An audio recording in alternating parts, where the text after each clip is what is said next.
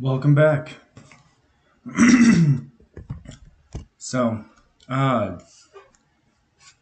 it's Saturday, the 17th of August, and we have some interesting news articles to go over today, right?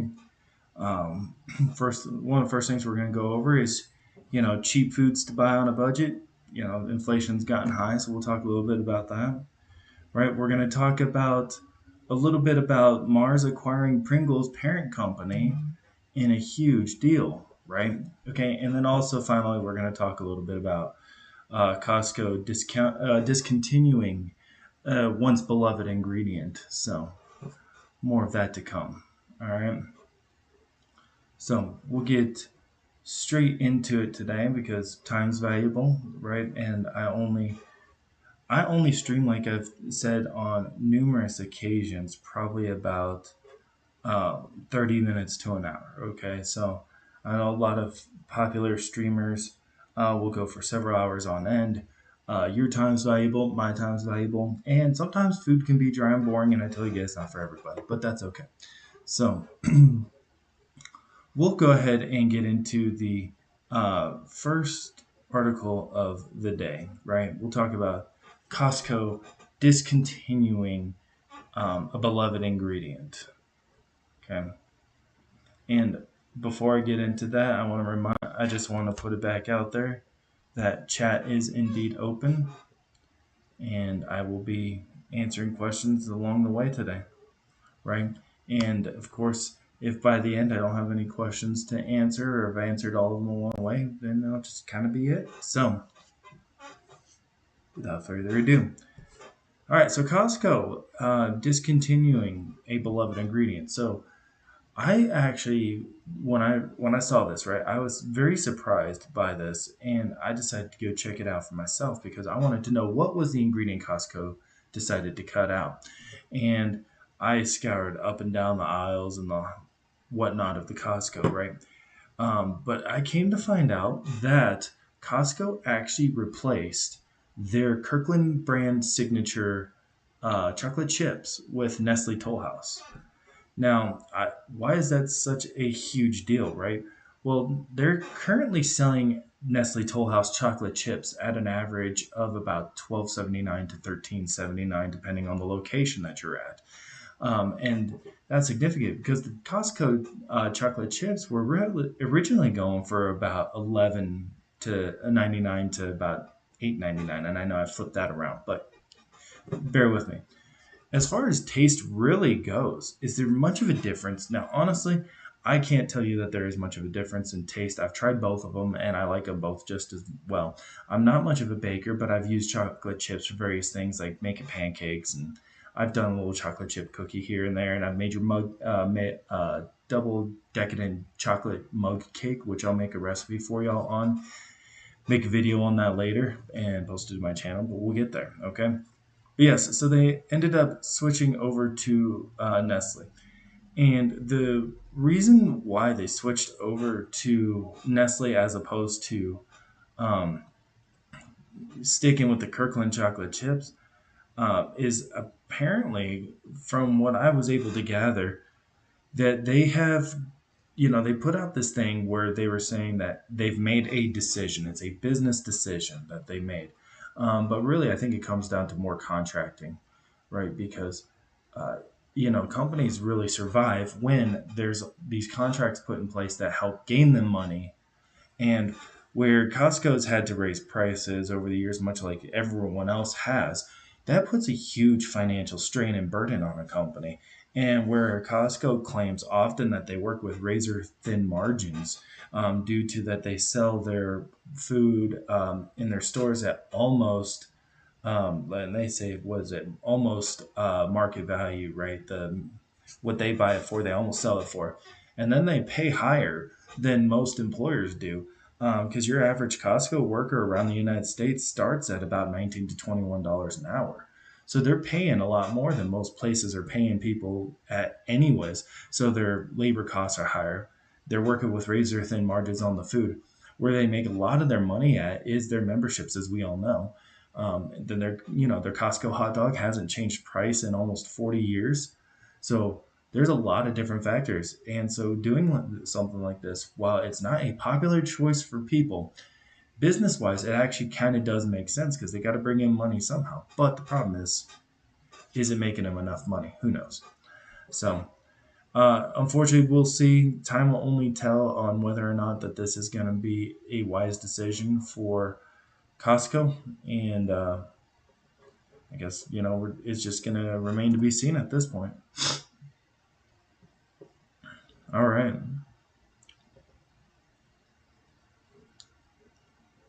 All right. So the next article that I'd like to talk about today, right? This is kind of a big deal, right? If you do invest in the stock market, I'm not going to give you financial advice, but pay attention to this closely because this literally is happening, right? Mars, which is the company that makes the candy bars, the M&Ms, the Milky Ways, and such like that, is acquiring the parent company of Pringles, and the parent company of Pringles is called Kellanova, right? Not to be confused with Kellogg's, right? Kellogg's and Kellanova used to be one company, but then they ended up recently, within the last few years, separating and kind of doing their own thing while maintaining some relative semblance of the same thing. Kellanova actually has popular brands that they make, such as Pringles and Cheez It. But they separated, from what I understand, last year. Okay.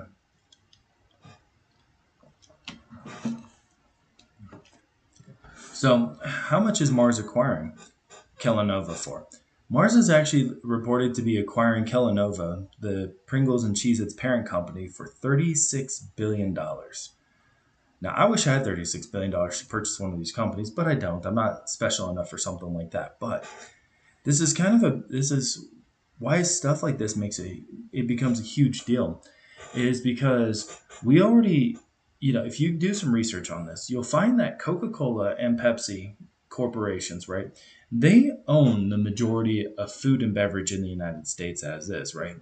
um, and then of course, Monsanto being the next one that owns a huge share.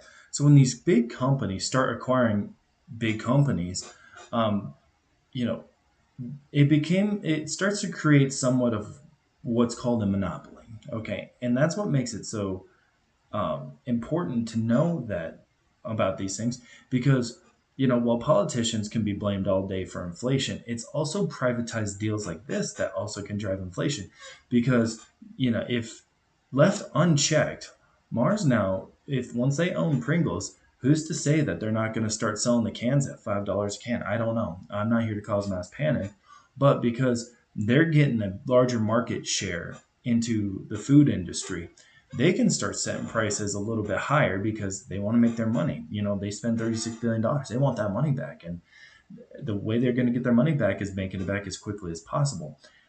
So I'm hoping that Mars doesn't start jacking up the prices on their goods after they acquire Kellanova, because I like buying my Pringles cans for about $1.99. But that remains to be seen.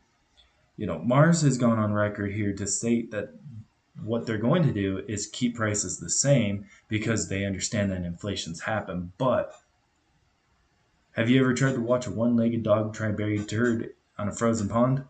That's kind of like what happens when you're watching big companies acquire things, is that they're coming up with ridiculous things or saying ridiculous things like I just did, and they're trying to pull the wool over people's eyes, and that's not a good thing for us, because you know I don't know how much you watching this on the other side are making, money wise, but when the average person in the United States is only making about $15 to $18 an hour, you're not making a lot. And so when these big companies acquire these big companies and they start jacking up prices, I mean, we're the ones that suffer in the end, right? So unfortunately, that's free market capitalism for you too, which was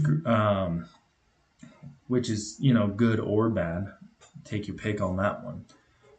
So hopefully at the end of the day, Mars doesn't decide to screw over the consumer and they end up treating us relatively fairly on these matters. All right, so let's go into the next thing. Okay.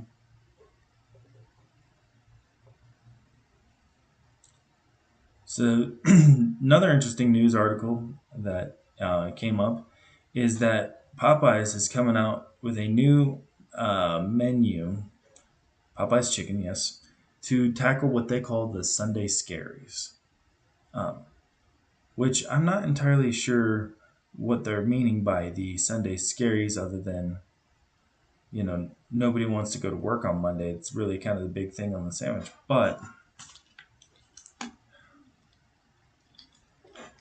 when I looked at the menu, it didn't look like they were really adding anything super different than what they already have on there. They're on their Sunday Scaries menu. They're going to have a chicken sandwich with bacon and cheese, chicken tenders, Cajun fries, mac and cheese, a caramel apple cheesecake cup. Okay, so that might be new, and chocolate chip biscuit. Those are some of the items that they're looking at doing on the Popeyes new Sunday Scaries menu. And apparently, they're looking at trying to use this to drive revenue, considering that Chick-fil-A is closed on Sundays. So, I mean, I like Popeyes. I may go check out the menu myself for their Sunday Scaries, but at the same time, you know, uh, I think it's kind of a smart move on their part to really try and cater to the Sunday crowd.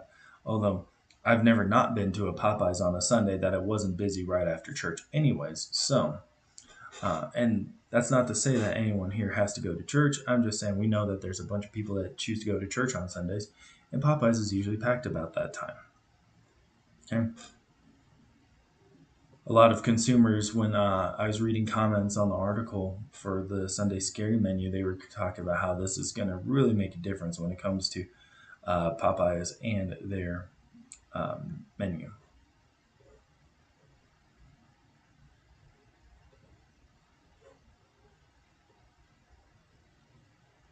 All right. And before I get into the final article for the day, um, I'm going to give in a moment because I'd like to see some people show up. I'd like to encourage some interaction in the chat today.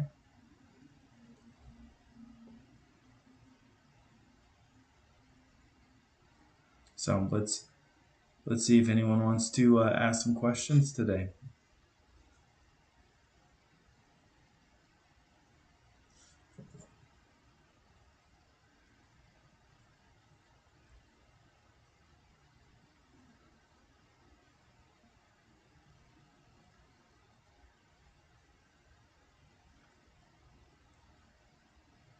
All right. So chat is open. I got one more article I'm going to end up talking about today. Thank you for anyone who's recently joined. Please go ahead, ask away any food or not food related question you want to ask. I highly encourage it. I'll answer questions as what's the meaning of life. Figure all that out for you today. Okay. So last article that I'm going to talk about today happens to be cheap foods to buy if you're broke and or on a very tight budget. This actually is something that I think is very useful for everyone to know, especially if you're not making a lot of money, right? As I mentioned earlier in my stream today, the average income for a person to make right now in the United States is about $15 to $18 an hour. So when you break that down after taxes, depending on what you're doing outside of that, if you're not making anything else, you're making about $1,000 every 2 weeks. And that's not a lot to go off of. I mean, when you're broke, it's a lot, but if you're trying to live and sustain, it's not a lot to go off of. So, some key takeaways, right, that I want to mention before I talk about some of these cheap foods that you can buy on a budget. That, excuse me, that canned foods like fruits and vegetables, um, while they don't maintain the same nutritious content as fresh variants, um, they're they're actually a little bit cheaper. So if you're comparing like a 12 ounce or 16-ounce can of vegetable, we'll say green beans, to a couple pounds of green beans, right? And you're just trying to get something quick and in there. I mean, it works. There's a reason it's canned. It lasts a while, and you don't have to worry about it going bad. So you can save money in the long run buying canned foods. Um, Buying cheap already pre-made foods, they can they're not as nutritious, but they're cheap, right? we're talking about ramens. We're talking about they make pre-made spaghettis. They make, pre-made pasta dishes, frozen meals. Um, Now sometimes they're a bit more expensive, sometimes they're not. So you really got to do your shopping. Um, other foods that help fill you up and can save you a lot of money. Cabbage, not like your bok choys or anything like that, but like your regular green cabbage. Iceberg lettuce, buying beans, canned beans, fresh beans, rice, so on and so forth. And then, of course, here's a fun key takeaway: before you go shopping, make sure you have your list. Don't go shopping hungry, and also look at, okay, cool. I've got this much in my pantry. I've got this much in my fridge. I got this much in my freezer. What do I really need today? All right. So, without further ado on this, right? Give you a quick list of 21 like relatively cheap foods, but they're still healthy that you can purchase that will make your pantry full and save you money on your wallet, right? Apples. There's a million types of apples here. Um, One of the types of apples I'm really talking about is more of your red delicious variety, okay? Those are some of the cheaper. Bananas. So bananas are relatively inexpensive too, right? Depending on what store you go to, you're finding them for usually less than $1 a pound. Okay. Bananas are very filling. They get a lot of nutrients in them. Okay. I just mentioned this a moment ago. Beans, right? Beans dried or beans canned are usually the way to go with this one. Um, if you're going to do dry beans, you got to follow the steps of soaking it and letting them wash them, rinsing them off, soaking them, and then cooking them. But they're very filling, high in fiber, high in protein. Okay. Brown rice. Okay, brown rice is. I'm not sure I'm going to stick to it being brown rice, but rice in general, right? You can buy big bags of rice, and they don't take very long to cook, about 15, 20 minutes, and you can make a lot of rice for a lot of nothing. So, as far as cheap foods go, for meats, right? People want to know, well, where can I save money on meats, right? Chicken. Chicken is not a bad option. Now, if you like getting it boneless, skinless chicken, you're going to pay a little bit more. But if you don't mind having the bone and skin on it, then you're going to save a good chunk of money because there's not all that labor into the processing the chicken and breaking it down pretty far. Corn tortillas are always a solid choice, right? I know if you like tacos, you're probably buying the crispy Old El Paso or Tego or some other brand. But corn tortillas, you can usually get them for about 30 pack of fresh corn tortillas, and you could put them in the pantry, and um, they last a while. You could freeze them. You can freeze them up to 6 months. 30 pack at Walmart will cost you, depending on where you're at in the United States, about an average of $2 a pack. All right. Now, on on the list that I saw today, it said eggs. Now, eggs are going to be very dependent on a few things, right? Because eggs can sometimes be very expensive, right? And sometimes eggs are not very expensive. Really, one depends on where you get it. Two, if you care about that cage-free, roam-free, pasteurized, non-pasteurized, whatever, with the eggs. And I'm going to be honest with you, nutritionally speaking, no matter how you buy the eggs, it doesn't matter if they're brown, if they're white, if they're cage free, if they're grain fed, if they're grass fed, if they're stuffed like a Thanksgiving turkey, it doesn't matter. Nutritionally speaking, eggs are about the same when it comes to like their protein content, their BCAA content, all that. So it really just depends. So you could save yourself some money by the cheaper eggs, right? You don't need to worry about it being brown or white or cage free or farm raised, grain fed, all that fun stuff, right? Because it really won't make a difference nutritionally. You're just spending money. You're wasting money if you want to get the fancier eggs. Okay, but this also depends on where you're getting it because if you have an Aldi in your location, sometimes eggs are 99 cents a carton. Sometimes they're a dollar something a carton. Sometimes they're three something a carton. It really just depends. Unfortunately, eggs are very, very variable like that. I think they're going for about 250 to $3 on average across the United States right now for a carton of 12 pack of large eggs. That is not your grain fed or cage free or anything like that. Organic, like come on, like just regular eggs. Okay, you don't need to be wasting your money. All right, flour. Flour is another one, right? And flour is super versatile. You make pancakes with it. You can make bread with it. You can make gravy with it. It's a super versatile product. Um, Now, if you're going with the regular all-purpose bleached flour, you're talking about across the United States right now, it's about an average of 57 cents per pound. And so you're looking at about 260-ish for a 5 pound bag of flour, okay? Another thing that's actually really cheap right now to purchase and eat, high in antioxidants, nutritious, and even though it's frozen, doesn't lose a lot of its nutritional value because it doesn't have a lot of water soluble vitamins in it, and that's blueberries. You can actually buy a 1 pound bag of blueberries currently, on average across the United States for about 2 to 2.75. And if you're going, well, that's not very cheap. Well, when you think about it, a pound of blueberries, that way being two something, or you're talking about a 6 ounce container being about $5. Weigh your cost here. Okay. So just kind of giving you a different alternative. Frozen vegetables, thinking about frozen foods and cheap foods, frozen vegetables are always a solid choice. Right now, across the United States, you can get frozen vegetables on average for between 89 cents and $1.49 per bag of frozen vegetables, and this depends on what type of vegetable you're getting, and what brand you're getting, and also what store. I've seen them at Walmart where I'm at as cheap as 99 cents for a bag of peas and carrots.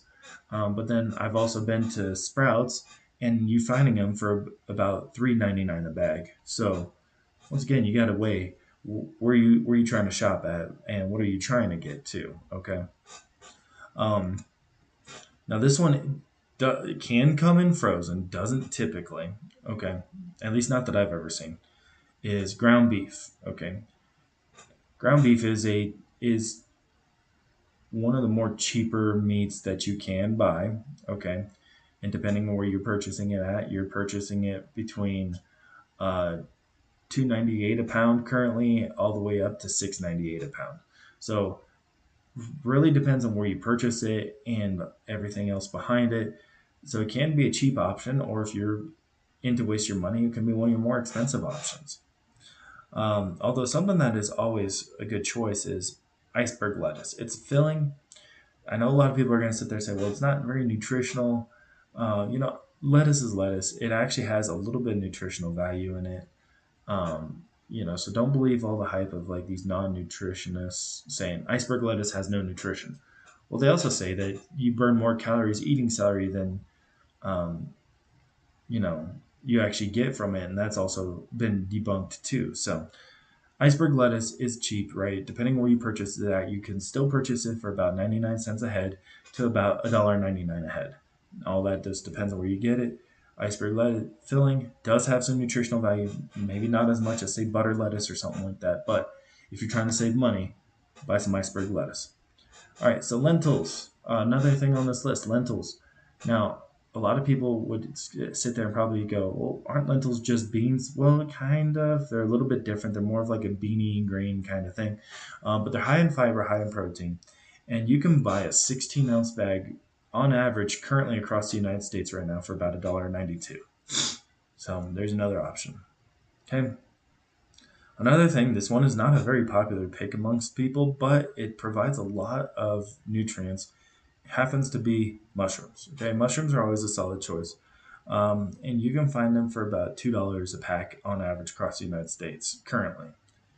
Another thing that you could buy that's all incredibly cheap, and still extremely filling, depending on how much of it you cook, is oats for oatmeal. And oats is very versatile. It's like flour. You can do baking with it. You can cook with it. You can crust food in it. There's a lot of things you can do with oatmeal. And across Walmarts around the United States currently, you can buy a 42-ounce container for about $3-4. All right, just depends on where you're at in the United States. Okay. Another thing that you can find that's filling because it's got good protein in it. Depending on which one you get, you're not going to get a lot of sugar out of it. Is peanut butter. Uh, Crunchy, smooth, doesn't matter. Peanut butter is always a cheap option. Now, if you have a peanut allergy, obviously don't buy peanut butter, right? If you got someone allergic in the house, don't buy peanut butter. But this is more for those that don't have peanut allergies. Okay, you can definitely buy containers on average, 16-ounce container across the United States right now for between $1.94 and $2.29, $2.39 on average. Okay, or you could get the bigger ones for about $4 or $5. All right. Another cheap food, this one is probably one of the cheapest options you can get, and there's so much you can do with it. Even if you don't have meat, you can still do a lot with it, is pasta, right? And there's so many different pastas. There's spaghettis, capitelli, rigatonis, there's spirals, there's elbows, there's farfalle, which is the bow tie, etc., etc., etc. So many different types of pasta. But what makes it so cheap is it's easy to produce, it's easy for them to pack, it lasts forever. So because they can make so much of it and they can store it for so long, you can buy a 16-ounce box of spaghetti for about 99 cents. And a 16-ounce box of spaghetti is going to roughly feed probably about 7 to 8 people, okay? If I'm going to be honest. So, one thing that's still very cheap to purchase, right? Potatoes, okay? Potatoes will fill you up. It may not be the most nutritious thing on the planet, but considering you'd still buy potatoes roughly for about, depending on where you're at, between 99 cents and $1.29 per pound, still makes it one of the cheapest options. And a general rule of thumb when it comes to potatoes, you can feed about a person, an average human adult, one person for one potato. So keep that in mind. Um, Another thing that is still pretty cheap, surprisingly, very nutritious, is spinach. Um, and with everything that I've listed in this list so far, you can do a lot with spinach and you can mix it with a lot of these different flavors and you'll have a good meal with it. Okay. Another thing is canned tomatoes. Canned tomatoes and tomato sauce has always been kind of on the cheaper side of things. So keep that in mind, depending on what you're trying to go for on that. And the last thing that I want to mention now, mind you, this is not to be offensive to anyone with religious or dietary preferences against this product. But for those of you that do not practice a faith that outlaws this in your faith, pork. And when I say pork, you can buy a pork loin for, depending where you're at, between $1.79 and $2.29 a pound, average across the United States. And you could cut it up into, you could cube it, you can make it a roast. There's a lot of versatility behind a pork loin. But of course, if you have dietary restrictions, excuse me, or if you have religious restrictions on why you can't eat pork, another fair option on that we talked about earlier is chicken. Okay, and then depending on you know if you're like, well, I don't want to eat chicken, I'm a pescatarian. Canned fish is not a terrible option either. You could buy canned salmon, canned tuna, canned mackerel, canned fish in general, right? So giving you some options there. All right, that really kind of covers the difference, the news articles I had available today, right? We're sitting here about the 30-minute mark, and I appreciate everyone that's here. I'd like to take a moment. If you have questions, please drop in the chat real quick. I'd love to take a moment, excuse me, to answer some questions for you, whether it's food related or not. So, hit me with some questions. Otherwise, in about a minute, I'll go ahead and save y'all some time and take on out of here.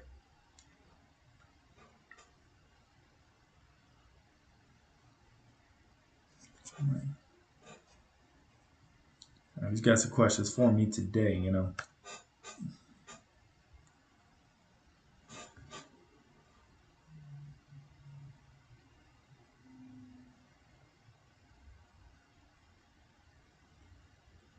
All right. Well, it looks like at the moment I've got nobody posing any questions. So with that being said, hey, you know what? I appreciate everybody showing up today. For those of you who stayed all the way to the end, thank you so much. I appreciate it. those of you who showed up at the very end, I appreciate it. Thank you. And not that anyone's going to come back and rewatch the recording of this afterwards, but for those that popped in and out, thank them as well. So with that being said, I hope y'all have a wonderful day. And as always, check out my channel. Click on it. I got a bunch of amazing videos.